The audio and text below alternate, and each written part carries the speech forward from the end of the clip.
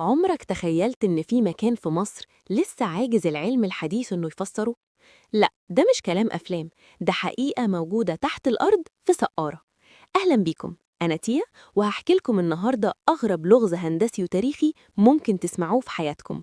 لغز إسرابيوم. إحنا دلوقتي قدام مدخل أنفاق السرابيوم، المكان اللي حير أكبر علماء الهندسة في العالم. 400 متر من الأنفاق محفورة في قلب الصخر الصلب. السؤال هنا، إزاي عملوا كده ومن غيره ولا غلطة؟ بصوا كده على الممر ده، ماشي مسطرة، مفيش ولا غلطة في الاستقامة. بس الغريب بجد إن المكان هنا ضلمة كحل، ومفيش أي أثر لسواد المشاعل على الحيطان. تفتكروا كانوا بينوروا المكان بإيه؟ هل كان عندهم كهرباء ولا الموضوع فيه سر تاني إحنا لسه مش عارفينه؟ ودلوقتي وصلنا للي بيطير العقل. شايفين التابوت ده؟ ده واحد من 26 تابوت جرانيت، أصلب صخر ممكن تقابله. التابوت لوحده بوزن طيارتين جنبه. متخيلين الدقة؟ الزوايا 90 درجة بالظبط، كأنها مقطوعة بالليزر. طيب إزاي دخلوها من الممرات الضيقة دي؟ ده إعجاز هندسي حقيقي.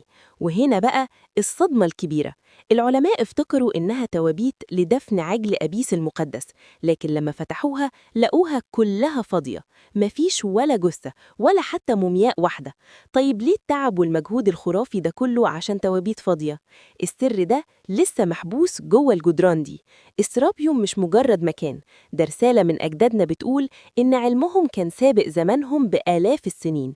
انتوا بقى إيه رأيكم؟ هل هي تكنولوجيا مفقودة ولا معجزة؟ هستنى رأيكم في الكومنتات واشوفكم في اللغز الجاي. سلام.